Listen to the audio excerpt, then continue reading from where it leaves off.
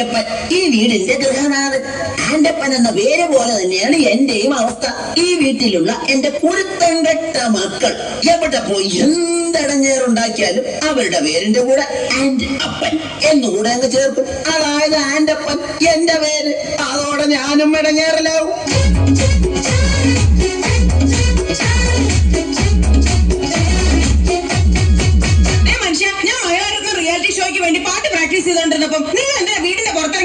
ഞാൻ പുറത്തിറങ്ങി നിന്നില്ലെങ്കിലേ നാട്ടുകാരെ വിചാരിക്കും ഞാൻ നിന്നെ പിടിച്ച് തല്ലിയിട്ട് നീ കിടന്ന് കരയിലാണെന്ന്. നിങ്ങളെ ഇന്ന് ഞാൻ പാട്ട് മാത്രമല്ല, ഭരതനാട്യം, മോഹിനിയാട്ടം, കുച്ചിപ്പുടി, കഥകളി, ഓട്ടംതുള്ളൽ, മോണാക്ട് ഇതിനൊക്കെ ഞാൻ പ്രാക്ടീസ് ചെയ്യുന്നുണ്ട്, അറിയാവോ? ഇതാണ് ആൻഡപ്പന്റെ ഭാര്യ റോസിക്കുട്ടി. റിയാലിറ്റി ഷോയിൽ പങ്കെടുത്ത് താരമാകാൻ അരയും തലയും മുറുക്കി ഒരുങ്ങിയിരിക്കുകയാണിവർ.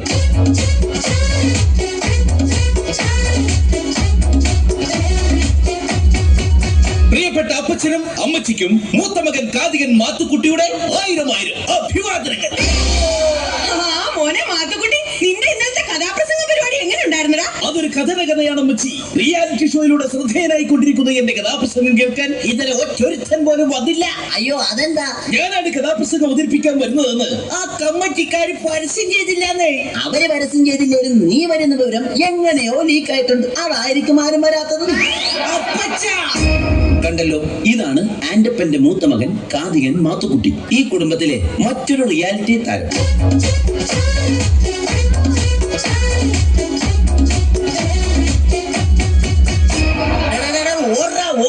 എന്റെ കൺമുമ്പിൽ കണ്ടുപോരുത് അവന്റെ ഒരു ഒടുക്കത്തെ സിനിമാറ്റിക് ഡാൻസ്.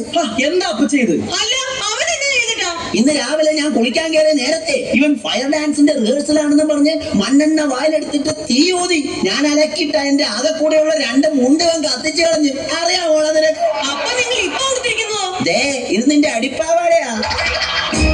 ഈ വന്നതാണ് ഈ വീട്ടിലെ ഇളയ താരം, സിനിമാറ്റിക് ഡാൻസുകാരൻ ജോണിക്കുട്ടി. ഇതും മറ്റൊരു റിയാലിറ്റി താരമാണ്.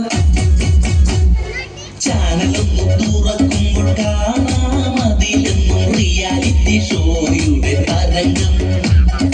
എത്ര കലകളെ പലരും എടുത്തിട്ട് SMS കുരുക്കുവാൻ വരണം.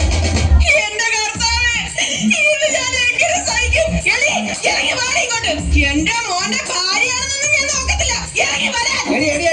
എന്നാടി റോസക്കുട്ടി? നിങ്ങൾ അറിഞ്ഞോ, ഞാൻ മഹിളാരത്നത്തിന്റെ അടുത്ത എപ്പിസോഡിൽ ഉടുക്കാൻ മേടിച്ച പുത്ത സാരി എടുത്ത് നിങ്ങളുടെ മരുമോളുണ്ടല്ലോ ആഗ്രഹം വന്ന് വെള്ളപ്പൊക്കക്കാർക്ക് എടുത്ത് കൊടുത്തിരിക്കുന്നു. അഹങ്കാരി. അതിന് നിന്നെ പിടിച്ചാലും വെള്ളപ്പൊക്കക്കാർക്ക് കൊടുത്തില്ലല്ലോ.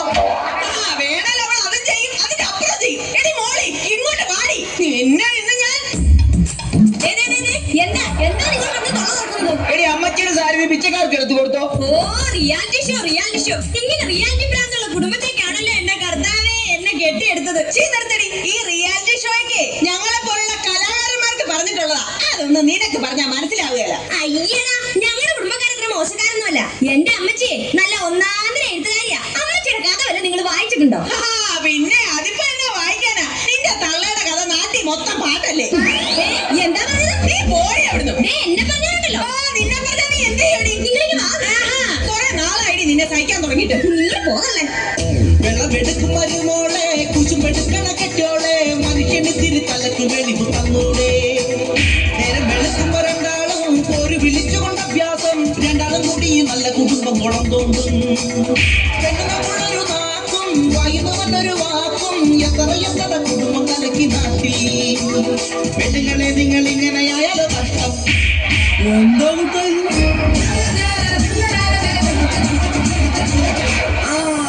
വന്നല്ലോ എല്ലാത്തിനും കുറ്റം പറഞ്ഞ എന്റെ പൊന്നാരളിയൻ വന്നല്ലോ. എന്താ ഇതളിയ? പെങ്ങളെ മോളെ തല്ലുന്നത് അപ്പനായാലും ഭർത്താവായാലും ഒരു താളവും ബോധമൊക്കെ വേണ്ടേ? എന്റെ പൊന്നളിയ, എരിയുന്ന തീയിൽ എണ്ണ ഒഴിക്കാതെ ഒന്ന് കടന്നു പോകുന്നുണ്ടോ? ഷഡ്ജം ഒന്ന് ഇറങ്ങി പോടാ.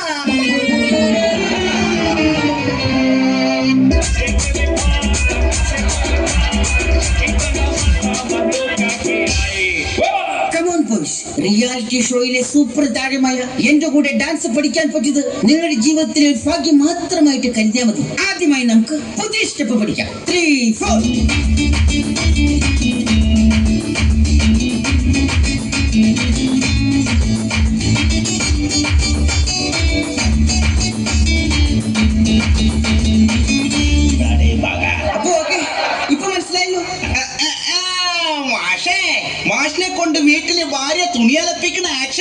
ഞങ്ങളെ ഡാൻസ് ആണെന്നും പറഞ്ഞ് പഠിപ്പിക്കണത്. ഈ സ്റ്റെപ്പ് ഞങ്ങൾ അടിച്ച് തകർക്കും. 3, 4.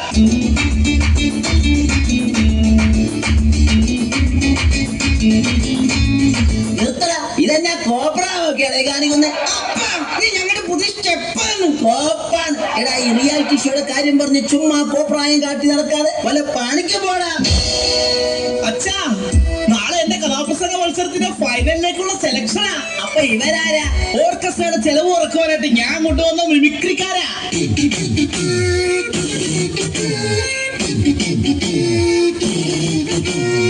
എടാ മാത്തുക്കുട്ടി, നിന്റെ കഥ ഇതുവരെ അമ്മച്ച് കേട്ടില്ലല്ലോടാ. നിങ്ങൾക്ക് വേണ്ടി കഥയുടെ ഒരു ചെറിയ ഭാഗം ഞാനിവിടെ അവതരിപ്പിക്കുകയാണ്. Correct music. അതാ കിഴക്കേ ചക്രവാളത്തിൽ പ്രഭാതം പൊട്ടിവിടന്നു.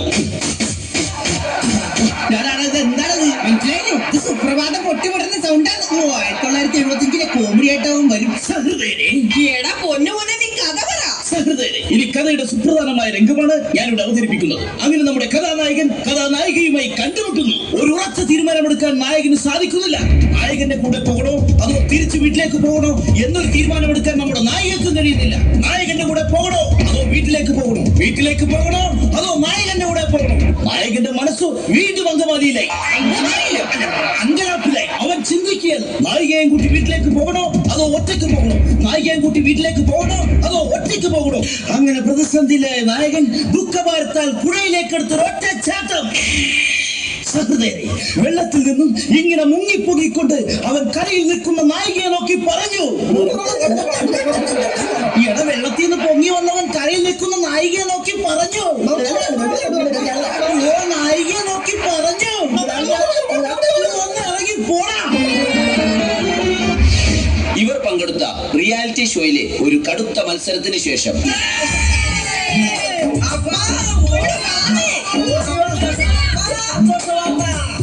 എന്റേതാ മക്കളെ കാര്യം. എന്റെ പൊന്നപ്പ, റിയാലിറ്റി ഷോയിലെ എല്ലാ ഐറ്റത്തിലും ഞങ്ങൾ എല്ലാവരും ഫൈനലിലെത്തി. മനുഷ്യ കേട്ടോ, ഞങ്ങൾ എല്ലാരും ഫൈനലിലെത്തിയത്. അപ്പൊ നമുക്ക് എല്ലാവർക്കും ഫ്ലാറ്റ് കിട്ടുമോ? ജയിച്ചു കഴിഞ്ഞാൽ ഓരോരുത്തർക്കും ഓരോ ഫ്ലാറ്റ്. ഫൈനലിൽ എത്തിയിട്ട് എന്നാ കാര്യം? ജയിക്കണമെങ്കിൽ SMS കിട്ടണമല്ലോ. അതിനുള്ള വഴി ഞങ്ങൾ കണ്ടിട്ടുണ്ടല്ലോ. അതെന്താണ് ആ വഴിയൊന്ന് പറഞ്ഞു തന്നാട്ടെ. അടിച്ചോടിക്കണ അപ്പച്ചന്റെ കയ്യും കാലും.